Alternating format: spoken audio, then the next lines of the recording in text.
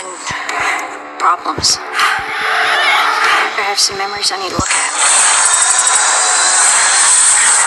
Hello, Clarice.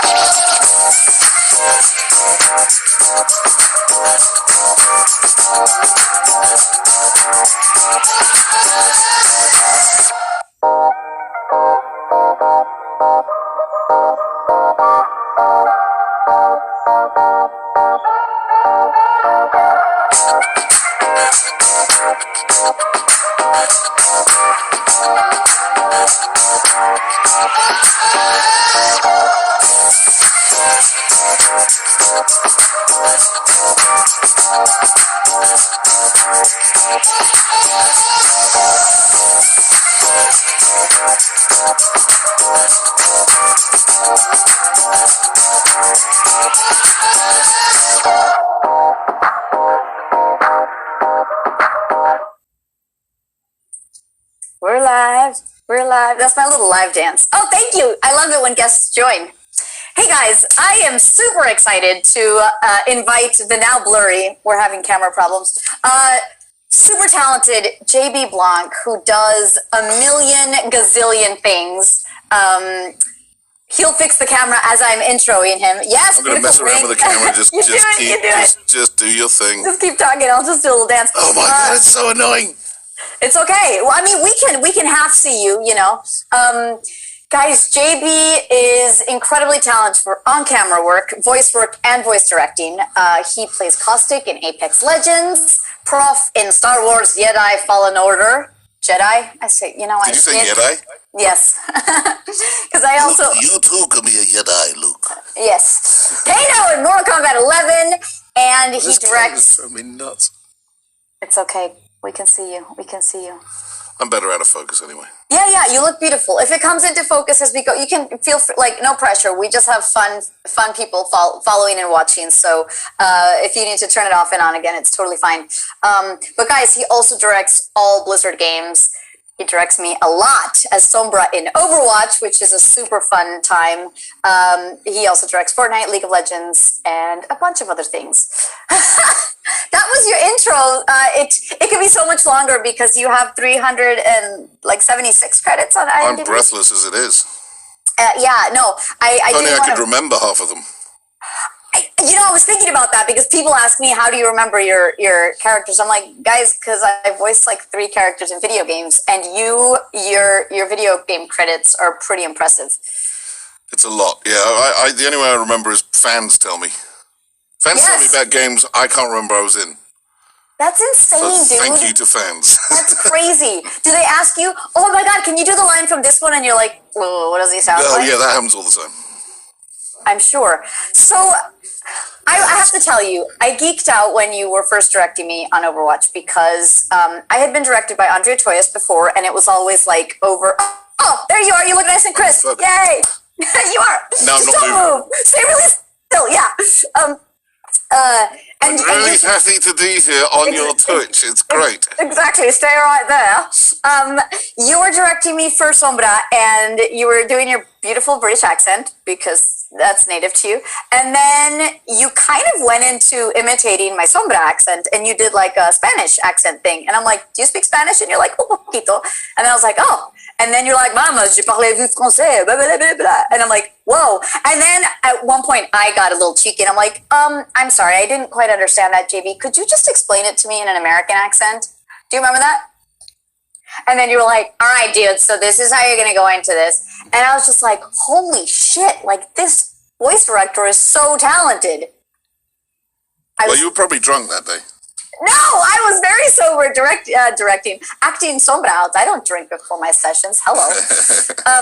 So then I geeked out and looked you up and wrote you an email. Do you remember this too? Did you feel like I was being a stalker? Yeah, it's okay. It happens. I might have written. I've had more stalkers than you, love. I'll tell you that much.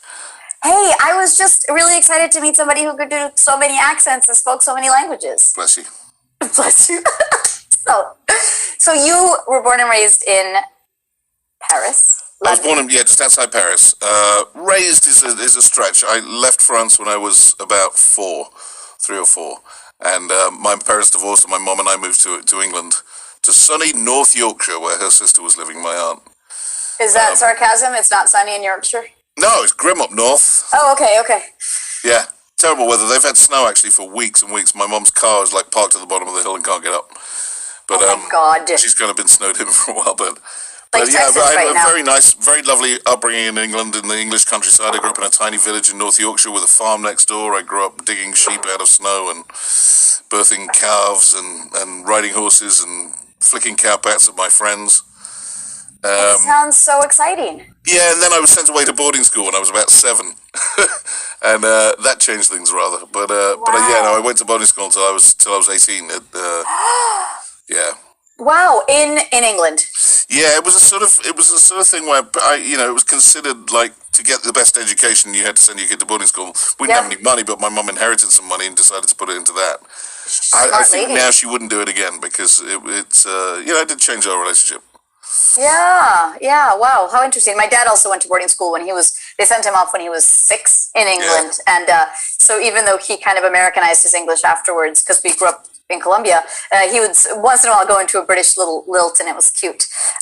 So who were you speaking French with to learn it? My family, my mother, my father, and then we would go on holiday, go and see my grandparents down in the southwest of France. My family really are proud peasants from the southwest of France. My family had a wool mill where they made handmade woolen mattresses and duvets and stuff.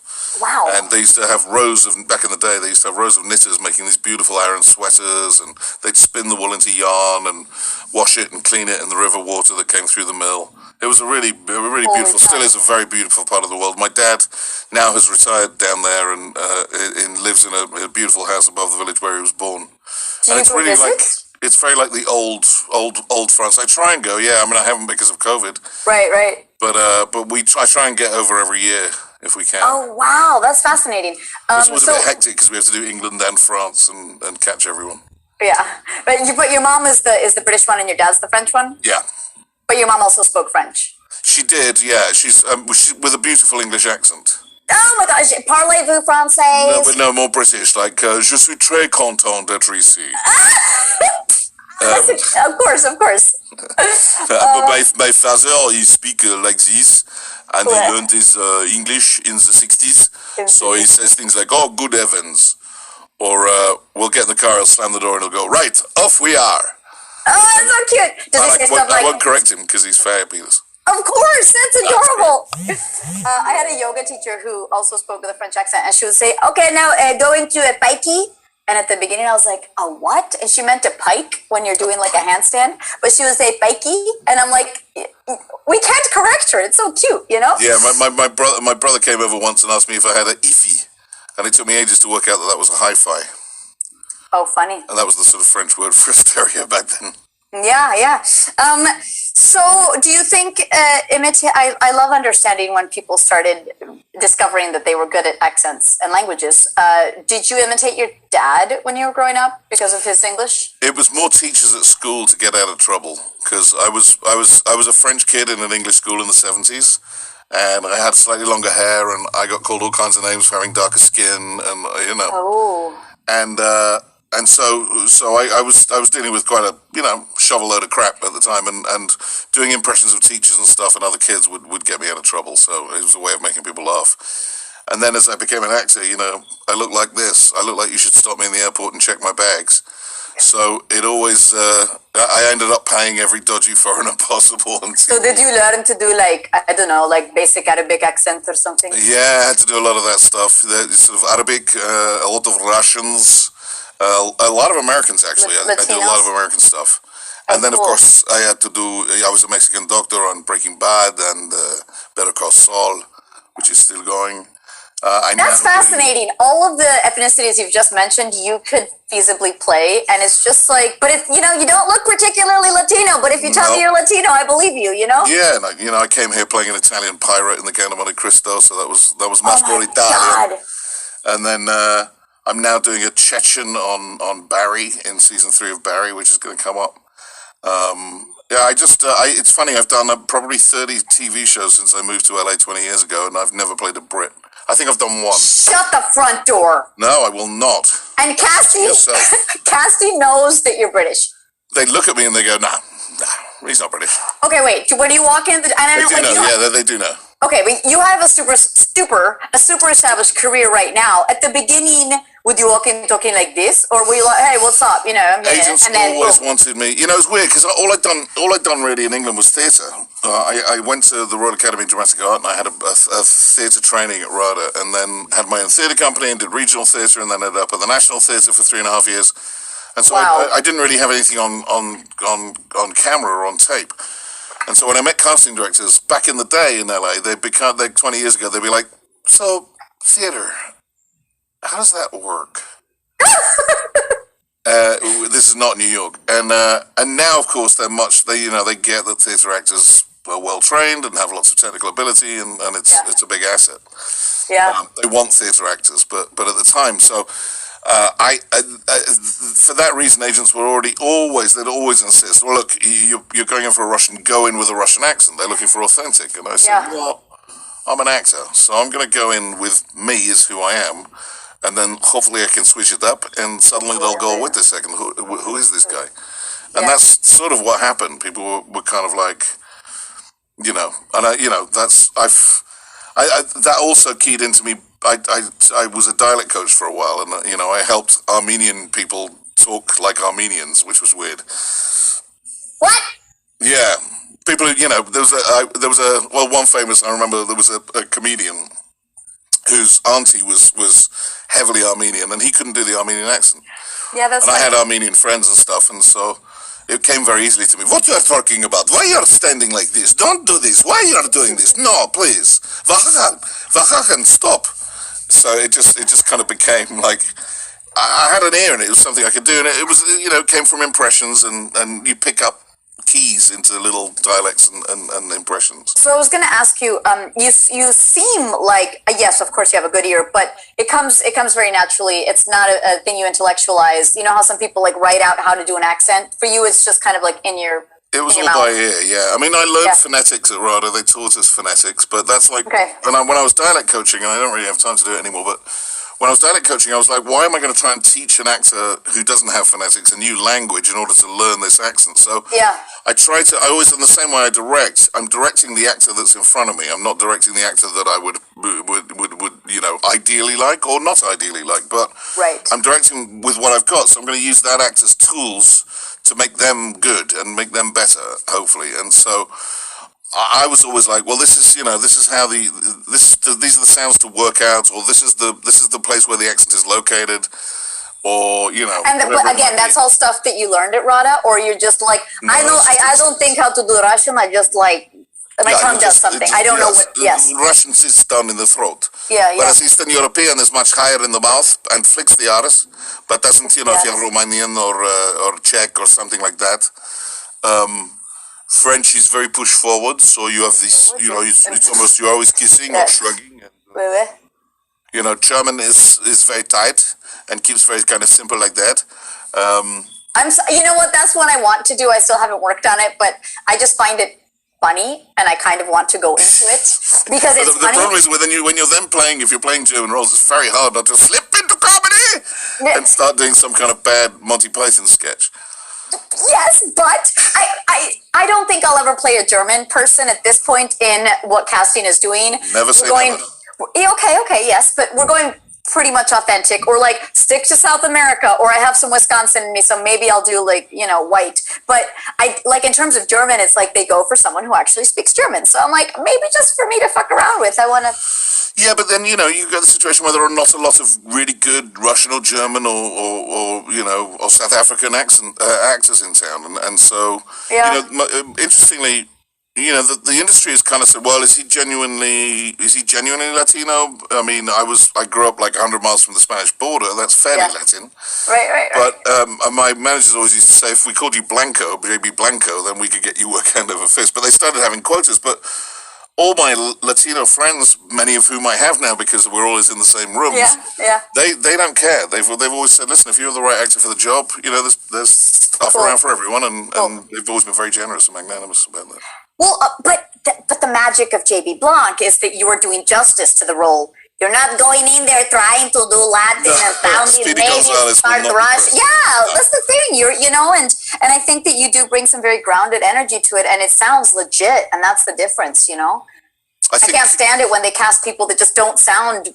No, and I think dialect is something that you can't just apply to a role. It's part of the onion, the layers of onions that make up a character. And I think if you make it as organic as possible, the way we speak does dictate the way we are physically. It's not just about dialect. It's about geography. It's about, a Russian is always concerned with the pain of the mother country. So, a Russian will say, could you please pass me the salt?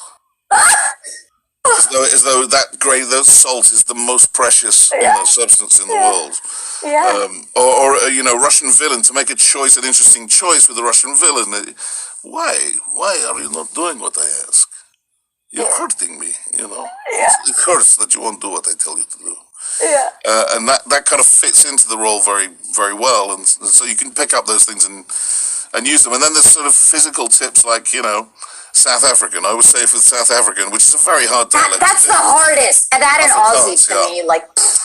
Yeah, and I do a character called Blisk in Titanfall, and he occasionally... Yes, talk to us about your video game life, because people are geeking out over caustic right now, but continue. Oh, they are? Yeah. Caustic is just very low. Okay. And very dangerous and very, you know... Does he say, test me, I encourage this? I feel most alive when rapidly approaching my death. So things like that, which is, makes it kind of weird and spooky. And but like getting back to South African, it's interesting. For South African, you kind of hold your breath when you speak, because South Africans aren't very plosive. So when you start talking in a South African accent, it's almost as though you're holding your breath and you're not breathing through what you're saying. So you're sort of, using it like that, And I think a lot of people from there kind of slip into, if you make those sounds lazier and a little more drawn out, you suddenly get into Australian. But they're both kind of bastardized English accents, Aren't they all? The other impression that who always holds his breath is Bill Clinton. I did not have sexual relations with that woman. He doesn't breathe when he speaks. He's Absolutely. very delicate. And it sounds a little bit weak, too, even though he's a strong person. The voice... I feel like Judi Dench goes into like there's something about the quality. Yeah. Oh my God, how interesting! And you do a lot of presidents really well, don't you? I don't know about that. I mean, I'm sure you. Former presidents. Well, that's what I mean. I have been known to say that if you shine a light up your butt, you won't get COVID. It's gonna go away. Be like a dream. You'll see. The weather's gonna get warmer. Do you have a Barack hiding in there somewhere? No, I don't. I've actually never worked on Barack, but racially that can be a little dubious pursuit. I'll just say that. All right. Oh, right. No, but hey, people who do impressions really well, like I've seen white dudes who do Morgan Freeman so well, you're like, dude, Morgan Freeman has a very specific way of talking. Yeah. Wow. Morgan Freeman. It's freaking uncanny. I am actually probably one of the few white men ever to have played Nelson Mandela, because for a talking book, because I think they auditioned tons of people. It was an audio thing. Yeah. But no one could get this nasal thing that he does. Which is he puts a rat in his nose like this. I'm very pleased for my country. So it's a very specific sound that he has. That I kind of throw it up behind my nose. Sounds really graphic and disgusting. It does. It's like the nose swabs for COVID. Have you ever played Indian? I'm afraid that I have many times played Indian. Yes. You're afraid? Yes. Let me see. Probably twice. I think probably. And there's a sort of difference between the sort of very aristocratic, the Indians that I used to hang out with in London, who were very much like, dude, you got to come down to China Whites, man. The girls down there are crazy. Dude. And then something that is much harder, I'm telling you, you must not stop it gets into it's fascinating, the dialect coaching, like if you, this is something that weirdly used to happen, if you were coaching a Welsh accent, Welsh has a very rolling, like Anthony Hopkins, has a very rolling, gentle way of speaking. Yeah. And for some reason, when you are teaching Welsh, you suddenly slip into Indian very easily. Yeah. And it's just one of those crossovers that happens. Well, that's one of the things I was talking about with Anjali Bhamani, who I think you've worked with. I do, yeah. One of her character's lines in Overwatch is, "You were not meant for greatness." And every time I do it, either it could go the Scottish way or it could go the Indian way, and You're not meant for greatness, my friend. Hey, donkey. Yeah, exactly. But I do think the rolling R, I'm sure it has a name, the yeah, it's a rotative R and a flicking R, yeah. Because the Latinos, and Anj is adorable because she calls me Carolina. And Carolina, yeah. It's just Caro, like Carolina.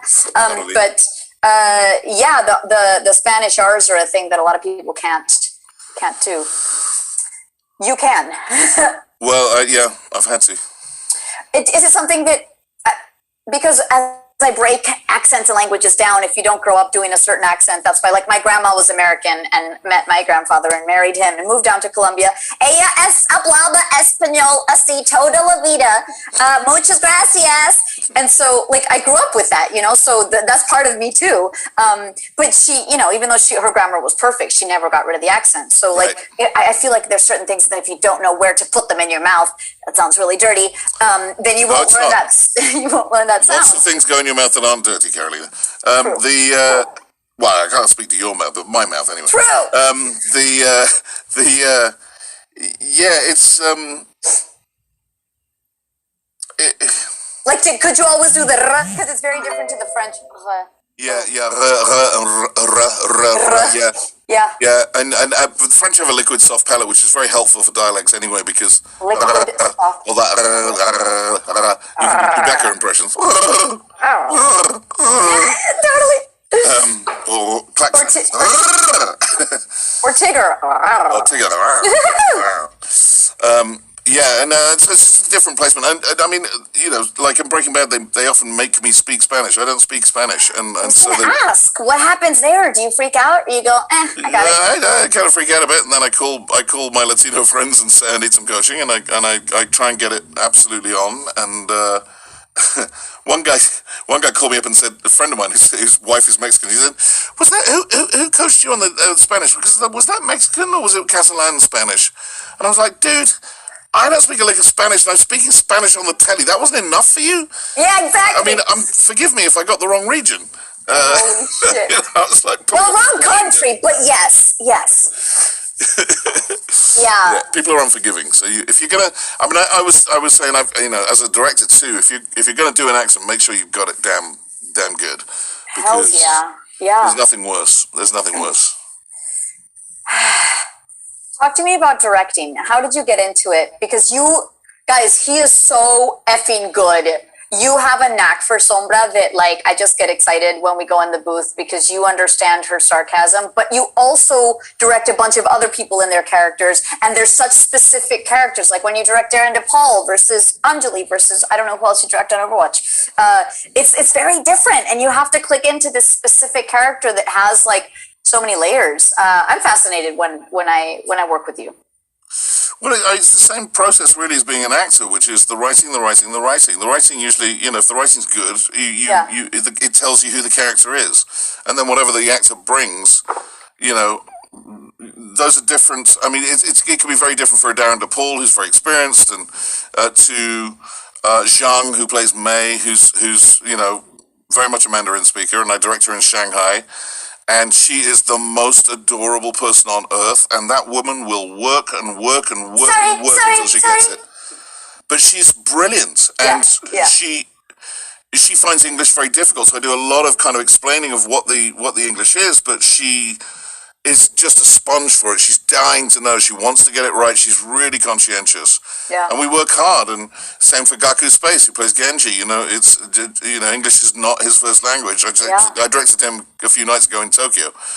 Oh, nice. And he's like, I don't want to come home. It's too nice. Oh, nice. Yeah. But so you have to mold to the actor you've got. Like I said, you're working to what they can bring and what you can help them bring more out of themselves doing. Yeah. So I'm always. I work better from instinct, so I'm often just working with the actor I've got in front of me in that second, in that moment. Yeah. Because I don't want to prejudge what they're going to do. I don't want to put anything on them. I want them to feel like it's theirs. But if I can help nudge and remind them, because, we all played lots of different characters on lots of different things, you need to reconnect with the character each time. So I just get a different hat on when I'm directing a different project, and different projects have different feels and vibes, and, I've been learning about that because I like my badass Latina is very much Sombra, and because in video games we audition for so many quote unquote badasses, they obviously are all very different, but going into an accent and into the badassery of it can just become very Michelle Rodriguez-y, which can get quite boring. So it is interesting to find levels and layers to what the different characters need, because or else you're just kind of playing the same one over and over again. Yeah, and it's our job. And, the interesting thing with Blizzard is that, you've got orcs and goblins and elves and dragons and all kinds of things, and you've got to make them creaturey, but sounding like they're relating to each other on a human value, because you're still trying to tug those same heartstrings with the audience. You're still trying to connect them to that feeling of immersion. Do you voice some of those weird lots of them, yeah. No, I've been doing voices for Blizzard for 15 years. I think that's holy cow. And I was doing the first directing job I got was it was I mean, I've had blinding luck. Although my ethos is the harder I work, the luckier I get. But I was doing a lot of stuff for Warner Brothers, and there was a producer there called Karen Fishman, and she just turned around and said, "Listen, we've got this game, Shadow of Mordor, Middle Earth Shadow of Mordor. It's a huge Lord of the Rings game with lots of British characters and lots of orcs. We think you'd be the right person to direct it." And so I was just handed this AAA title. I'd done some directing back home. I directed a dub of a Japanese anime. I'd This been in a is your first big directing gig? Yeah, it was my first big directing, first game. Holy cow. Yeah, they handed this AAA, and apparently I didn't fuck it up, which is lucky. Yes! Because they then gave me another, and then Blizzard got hold of me, and 2K got hold of me, and now... now you're being tugged in all these different directions in Hollywood. You don't even know. Yeah, guys, he just drove from a session and connected and was sweating from running in. I ran up the stairs into my seat. You're incredible, man. And I've got another session right after this, and then another session this evening. Holy cow! So when do you see your kids, dude? I have one. She lives with me now, which is great. So she's lived with me for the last year and a half. Nice. And you know you're working too hard when you walk downstairs and your kid says, "Who the fuck are you? Have you got any food?" Who the fuck are you? But then teenagers kind of do that anyway. So I don't know if I'm missing out much. She's really great. We're a great team. I do now have a full-time assistant who helps me out with her because I can't handle all of it. Yeah. And she's has some special needs. She's on the spectrum, and she has ADHD. So it's an interesting and colourful and wonderful existence. And I love my kid more than anything else in the world. Yeah. But I wish she wasn't going to be 16 in a month, because that's just terrifying. Holy cow! Yeah. Wow, I just had a birthday. I just turned 52, and I'm like, how the hell did that happen? Happy birthday! Craziness. Wow. Craziness. I was 14 minutes ago. Right? I remember when my older sister turned 30, and I was still, 4 years away, and I'm like, that's that. And I'm like, I'm getting close to 40. That's going to happen, tomorrow. We just, time goes. That's a lesson we all learn eventually, so. Yeah, right? So, question for you. For example, I've had the guys from Red Dead Redemption on, and they worked for 4 years on that TV show, on that video game. And now that you're so busy, could you, in good conscience, or could you accept a role that requires insane amounts of motion capture when you're constantly being asked to direct or work on TV sets, which is, I don't know what's more fun for you, but, you have to now prioritize and go, okay, this is going to take that long. I don't know if that's... Because basically you knew you were going to come back to Barry. These are things that... Yeah, what I find is if I fret and I worry about it, it usually gets screwed up. And if I don't, somehow things seem to just slot. And also, I'm very big on being amenable. If I sign onto your project, if I say yes, I'm committed. You're committed. And so we work around to make it work. And Blizzard are amazing. They give me some flexibility. Yeah. Some companies can, some companies can't. I have a perennial fear of just letting people down. I hate the concept of doing that. So I try and keep it all straight. And I'd rather drop a project and be able to serve the people I can serve really well. Yeah. It took 30 years to get to that position of having that. And I come from a place of never, as an actor in London, it was never say no to anything. And I still have a bit of that. Don't ever say no, because you never know when you might not get another job. Yeah. I'm just getting to the stage where work is kind of consistent enough for me to relax about that, but then it becomes a scheduling nightmare, which is, can you do Thursday 2 to 4 on this project, Thursday 4 to 6 on another project for another company, and my iCal just is, it's a shit show. Yeah, it makes me want to blow my brains out. You see, the beautiful thing about voiceover is you show up, you've never... I find ways of coping. You're right. Well, Trump suggested you just drink, straight up rubbing alcohol. That's Trump brand right there. Yeah, exactly. The beautiful thing about voiceover is half the time they don't even show you the script before you show up because there's an NDA. So you're like, I can't prep. I just have to show up and do it. And that can be true for the director as well as the actors, by the way. Right. For film and TV, though, I have a 10-page audition due this afternoon, and it's like, and then they don't give you time. But I guess that's, you show up on set sometimes and you're like, I haven't looked at my lines because I had five-hour sessions, in the last Yeah, no, I stay up till 2 o'clock in the morning and try and make sure I know it. Oh my God. I just have to. I can't let people down, For meetings and stuff, now that we're all putting ourselves on tape, it's amazing what you can do with an iPad and a teleprompter app. Yep. Yeah. Yeah.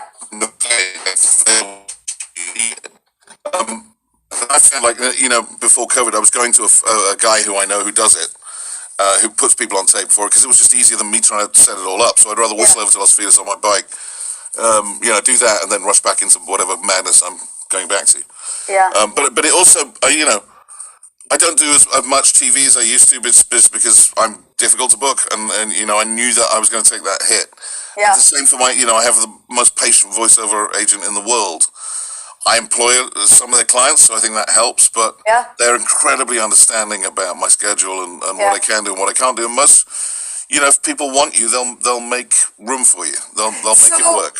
Do you, if you had to choose because of scheduling, not because of, what would you prioritize? Voice directing versus a cool TV gig where you get to be on camera? You catch me at a time where I'm kind of a caterpillar half coming out of a chrysalis. I'm sort of, the on-camera world has changed a lot. It's different than it used to be. It's tougher. Things are pretty tough in that business. I love the voiceover business because it's so unjudgmental and it's so generally ego-free. And if I can't do a job, there are 5 people I'll recommend, and they'll hopefully recommend me too. Yeah. I guess Fred Tatasciore is one of my biggest competitors. We could not be better friends. I adore him. I adore his wife and his kid. We're brothers. Yeah. And yet we're competitors. And of course we're not competitors. It's just, I love actors. I love actors. I know how screwed up and insecure they are. I know that when they behave badly, they're usually frightened.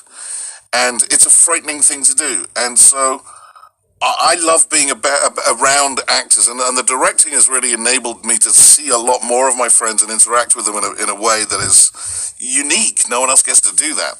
So I do love that. And then recently now directing performance capture is much more like directing theatre, and so that's really where my heart and my blood lies. That's what I was born doing. That's what I was trained to do. It's where I felt very, very comfortable.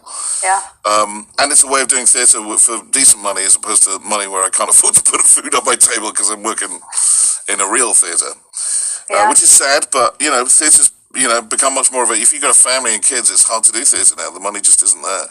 Especially during COVID. Holy cow. Yeah. Well, that's a whole other thing. It's funny. I read an article about how Law and Order, Dick Wolf, all of them are trying to employ Broadway actors for their next upcoming episodes because obviously they are definitely out of work. And I was thinking, but the people who've been auditioning for on camera are out of work too. If they haven't quite made it where they're making some sort of income. So it's actors are always fucked until they're stars. Money wise. Yeah, I've had a nice line in jobbing away, but I've become the eternal guest star, and it's that's kind of frustrating. And now if I get offered something good, there's already an offer out to someone else, or if I'm brought in for something good, I know there's already an offer out to a name, and so that's kind of hard. That's. But your name, JB. Yeah, no, not really. This world is so insane. Not really. Yeah, and of course I love acting, but if it's not going to be there for me, then why flog a dead horse? Yeah. You've got to be smart in this business, and you've got to. If it's not going to work out that way, I'm okay with that. The Barry thing is happening. I don't know what's going to happen with that. I was, believe it or not, I was dropped by a manager before Christmas because I was difficult to book, and I've already got a multi-episode, multi-season show, which is weird. But that's the business. It's kind of tough. It's getting cutthroat out there, and I don't really enjoy it as much because of that. I love when I get a chance to do it and I get asked to do stuff. I love doing it. It's so fun and it's a real pleasure.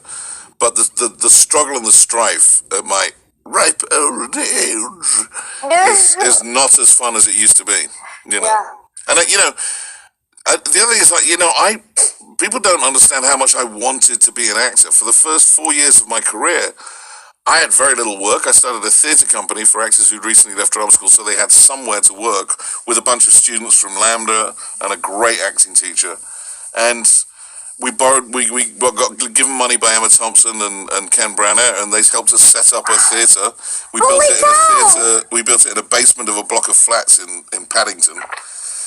And there were times when I had nowhere to be. I had nowhere to live. I slept at the theatre, or I was homeless for a little bit. And I think when you tell young actors in Los Angeles, who have come to see you because they want some coaching, and they haven't really done any work on their sides, and they haven't really thought about the character, and they're not really eating, sleeping, breathing, being an actor, which is what I do and what I am. Yeah. Once you're an actor, you're not the same anymore. You can't. You don't watch the world in the same way. You're an observer. You're a sponge. You're picking up clues the whole time, building little characters, observing behaviors, watching how people touch their ears when they lie, or or watching a couple in a restaurant. You can't really. It sort of changes you forever. And I've said to kids who come to me, I'm like, listen, you've done no work on this. I can't train you. I can't give you a RADA training in our hour session. Yeah. And there are no shortcuts to doing what you do. It's work. I know. You haven't done the work. I'm not going to charge you for this session, but get the hell out of here and figure out whether you want to be an actor. And if you do, then come to me with something. Bring me something that I can work with. Because if I got nothing, I'm not going to tell you how to play this role. That's not my job. Yeah, I've coached a few friends for auditions, and even for video game auditions, where it's like we're going, and I'm like, you did no work on this, and I'm pulling here, like I'm pulling your performance out, and then I reach a point where like I would like it to get here, but we've hit this 25,000 times, and I go, you know what? Okay, moving on. Like I'm not going to do your work for you, because you really do have to be off book and know what's happening, and that's true. That's true of directing too. I mean, I say this in classes that I teach all the time. It's it's very difficult to drag a performance out of someone. If you come at me with brave choices and it's too big, too much, that's fine. I can mold that down, and I can work with that's clay I can work with. But if there's no clay on the wheel, I ain't got nothing to shape. I got nothing. And you must never apologize for being in the booth by not bringing something. Bring me something. Make it just, even if it's, yes, you don't get preparation time, but you need to be ready to jump into characters. There needs to be some spunky stuff ready to go. Yeah, and you've got to be you've got to be on alert. You've got to be, all your senses should be tingling, trying to pick up the clues. That's what it needs. And you're Sherlock Holmes, and the script is really. There's a lot of some schools of thought that say, well, ignore the words, they don't really matter. I disagree entirely. It's like that is the framework for what choices you're going to make. Yeah. You can do a million things with those choices, but if you're not mining that script for the beats, the sensitivity of how it moves, I was very lucky. I spent years studying Shakespeare. I had a very Shakespearean training. Yeah. All writing kind of gushes from Shakespeare. And so there are clues, 1, 2, 3 beats, and either or beats, and stuff that you pick up that tell you how a script flows and how you can equip yourself to best tell that story, because that's what your job is. Yeah, I was just going to say, I mean, I think that you had amazing British training, which, like, they're the masters at that in theater. And one thing I have noticed that's a little bit different from New York to LA, because I trained in Boston and then went to New York for 10 years. There is a different theater mentality out there that I feel like in LA, it's just, well, I'm beautiful and I came out here to be on the screen, and not everyone's like that, but there is this, I'm just going to audition and make it happen because I'm cute. Versus like work on this crazy training. And it's tough as a teacher because you're asked to take money from people who probably aren't going to be actors. They're models who want to transfer or are getting too old to model, and that's really not the place for them. Yeah. And it's difficult, and that's why it's part of the reason I really stopped teaching as much is because that makes me sad, and I'm not going to steal money from people who aren't going to make something of the business. Yeah, we have someone asking to marry you. Is that okay? To marry me? Marry with me. Marry with you? I'll marry you. Yeah. I'm very happily divorced, so I'm available. We also have a guest from Bosnia-Herzegovina. How's your Bosnian accent? Oh my God. That's the only, I did learn when I was like in college, I had to do Bosnian accent. So I learned something like this. I don't know if it was very specific to Bosnia versus just like. My last girlfriend was Serbian, so I sort of bit of an instinct. I'd pick up certain things that she'd say. Nice. I'm going to the table. What are you talking to me like this. It's kind of very kind of Eastern European like that. Yeah. A little bit like Melania, my husband. He's very happy to be here. Please stop being the bullies. I look dead in eye, but I'm not going to tell world. Yeah, right? God. Yeah. I'm so, probably dead everywhere. A question, who do you voice in World of Warcraft? Or do you just direct? Oh my God, no, I've done a ton of, I've done probably, Tons of I don't orcs. know, I've done 60 voices for World of Warcraft for the last 15 years probably. Are there a lot of like... Yeah, I do a lot of orcs. I've done a lot of orcs, a lot of big heavy orcs. But I've also done, silly characters in Hearthstone. I've done, I look on IMDb, I don't know, so many, a lot. I think they're looking and they're like, oh my gosh, we can't keep up. And then Diablo 3 as well. Yeah. It says you voiced Diablo though. Nah, so that was a common mistake. Okay. It was Jen Hale who voiced Diablo. There was a short film called Wrath. I think it was called Wrath. And I did Diablo for that. Oh, nice. Like trying to change anything on IMDb is like trying to pull teeth out of a stone. That's true. Impossible. Jeff B, who's taking class with you, Jeff Burns, he Mr. says, Burns. He says you put the B in Blizzard. I think that's correct. Oh my God! I could also put the L in lizard. I don't know. That could. Hey! That could not work out too. What is one of your all-time favorite characters that you've done? This just like spunky or funny or like super weird. Do you direct Chris Parson in Overwatch? I've directed everyone in Overwatch. Oh, okay. Yeah. No, I just think like Chris. that character is so off the wall that I wonder if there's something like that you can that you've worked on or. There's a lot. I've been really lucky. I've had some great ones. I've had some really great ones. I got to play a character called Zinyak in Saints Row 3 or Saints Row 4. I can't remember, one of the two. Or 76. And he was this sort of very elevated, very educated alien who decided that the world had lost its way, and he was going to start re-educating them commandeering the airwaves and re-educating them. And I got to read the whole first chapter of Sense and Sensibility as this rather of fate, kind of trying to play all the different roles. Oh, yeah, and I get asked all the time, please do an audiobook of Sense and Sensibility as Zenyak. But also, like Zenyak would do things like, yes, he would commission, he would like the Saints Row gang would be driving along in their car and Biz Markie would come on, and then suddenly Zenyak would come on the radio doing Biz Markie as an opera star. So he'd come on like, you've got what I need, and you say he's just a friend, and you say he's just a friend, oh baby! So goofy stuff like that. I love doing Bane. I've done Bane in a couple of games. I've done, he's Mr. Wayne. He's very, very down there. And, a big, powerful, intelligent guy, a brute who's smart was fun. I played a really wacky guy called Drongo in a game called Paragon, who's just like out of his mind because he's always on nuclear waste, man. It's great. So things like that are fun. Oh my God. Blizzard's always fun because you get to play things like goblins in Blizzard, which is like, what are you talking about, man? Forget about it. Or gnomes, who have this kind of very nerdy kind of way of talking. The gnomes are different. I love all the classifications of characters. Right. Which is Blizzard's great. Are you a D&D fan? Pandas and Mr. Pandaria and, kinds of stuff. Sorry? Are you a Dungeons & Dragons fan? I've never played Dungeons & Dragons. I kind of hung with my kid on a couple of games. But I do have a lot of friends who are very into it. All the Critical Role crew are all very, very close friends of mine. Yeah, they're so talented. No, I was wondering because, the more I understand... I don't have time to be as nerdy as I'd like to.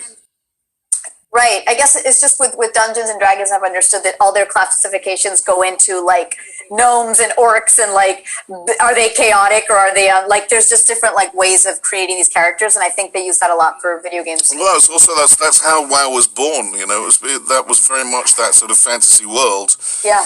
And also Defense of the Ancients, Dota was born out of Warcraft 3.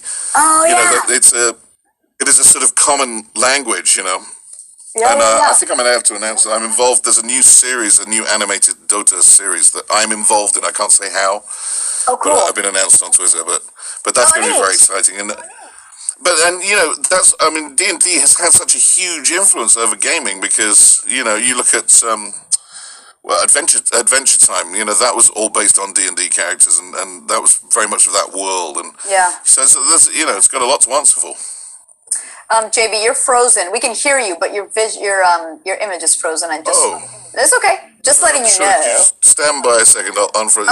Is it very ugly face? A little pixelated, just a little, yeah. What's your? I'm sure you've played Israelis, right? I have had to play Israelis, yeah. What do they sound like? That I find very, very tricky as well. But it depends how you do it. Sometimes they use the ra as well. You know, they have this kind of ra. It's like a Middle Eastern Russian combo. It's weird. Yeah. Yeah, I directed a game called Mafia 3 that had the Yat dialect in it, that's from New Orleans, but it sounds like it's from Brooklyn. So they'll say, "Yeah, I heard you live on the French Ward." Oh, that's the French Ward. But it's from New Orleans, and it's very southern. But it has this kind of height voice. That's the voice word I heard. Oh my God. Very, very interesting. Yeah, very interesting. That's fascinating. And then you got that kind of, well, now, boy, you got that Cajun kind of thing going on. I guarantee it's going to happen. We have been out there hunting these alligators some time now. You hear that, you know, there's these wonderful, rich, and you know, people think that there aren't, you know, growing up in England, the accent changes every 10 miles, every 10, 20 miles. Accent. Yeah.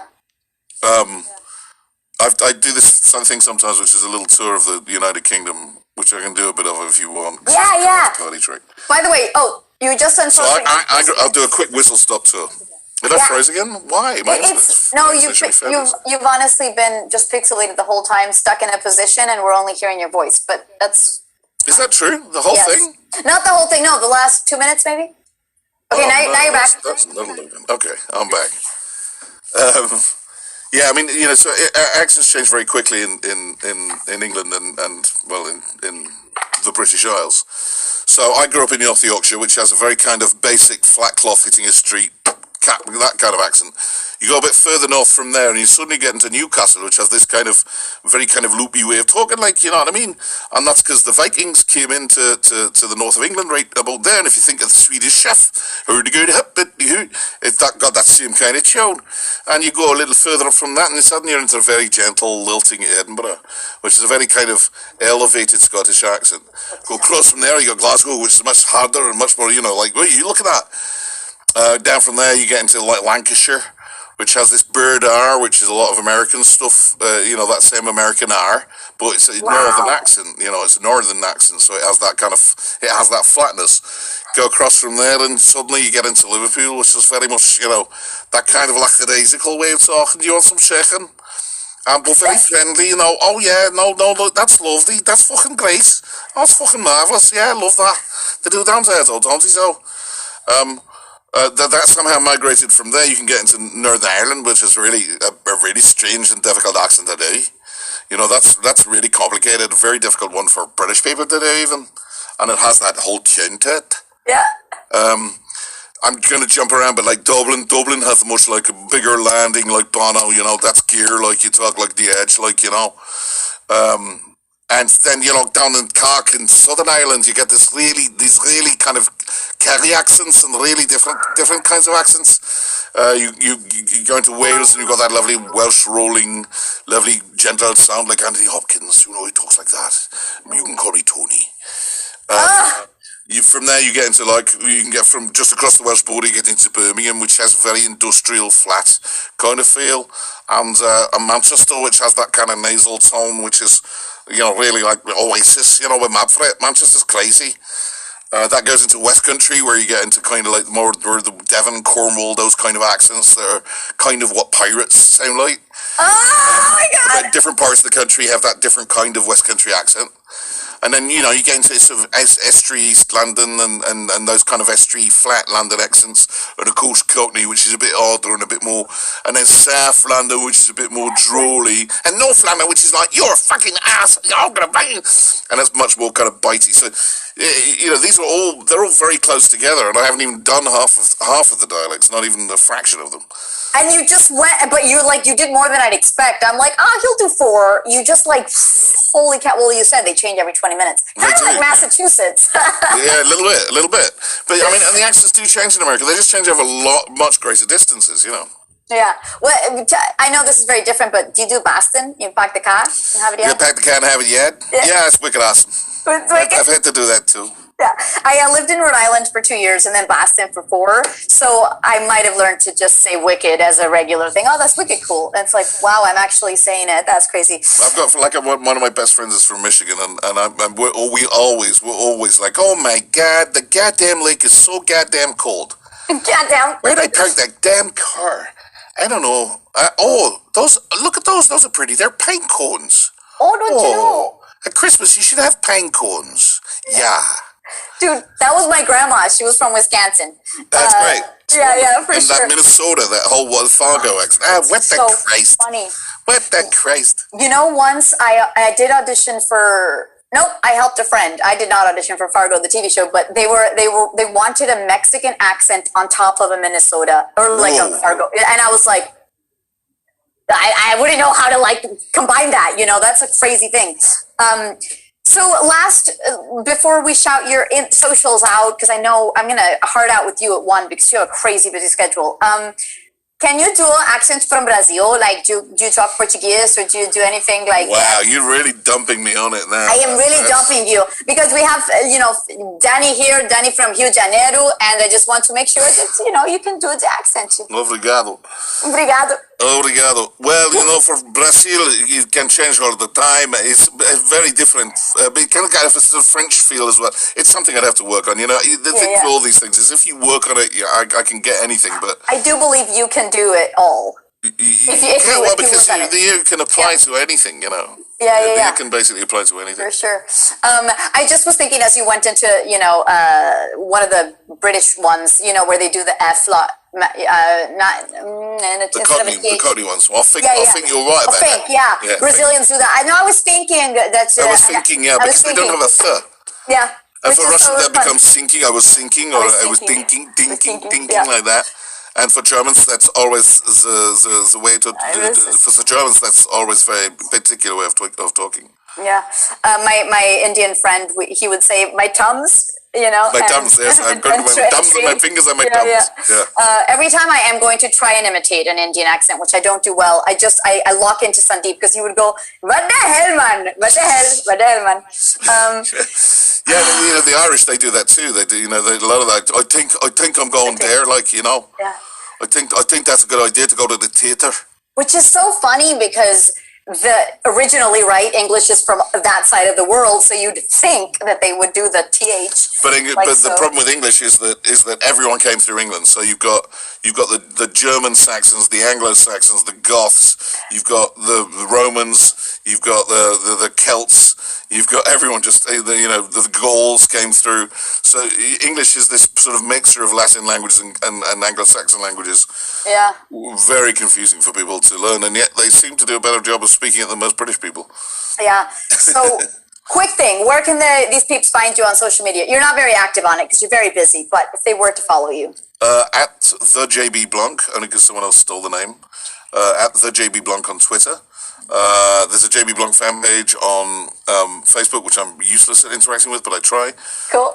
I'm on Instagram as the JB Blanc as well, I think. So I'm around. I apologize because I'm really useless at it. You're busy, dude. But I try and keep in touch and keep it all going. Amazing. Well, if I were to try one of your caustic lines and you do one of my sombra lines, which caustic line would you give me? Shoot.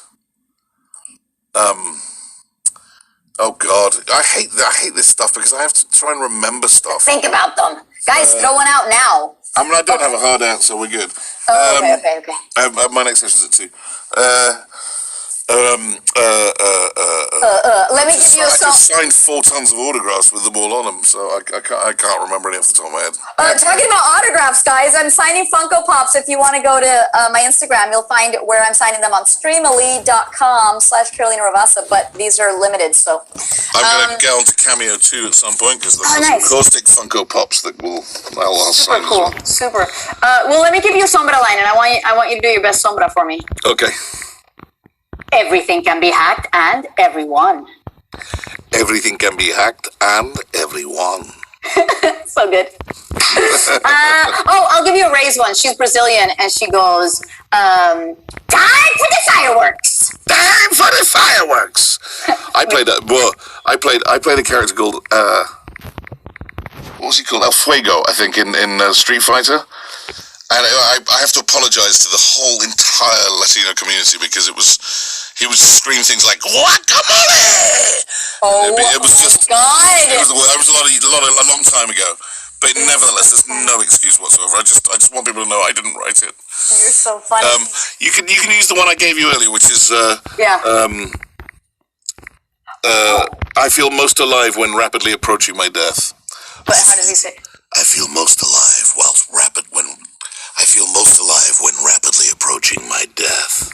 I feel most alive when rapidly approaching my death. Ladies and gentlemen, Carolina Ravassa has swallowed razor blades. Right? Holy cow. Okay, I'm going to shout out everyone who subscribed real quick. Bear with me, JB. It's super, super simple. Feel free to throw in fun voices if you'd like. Dario Swagger, you cheered 4 bits twice, so 8 bits. Thank you so much, Deuterino. Mercy. The Cuban Bliss line. You kill me, you're better.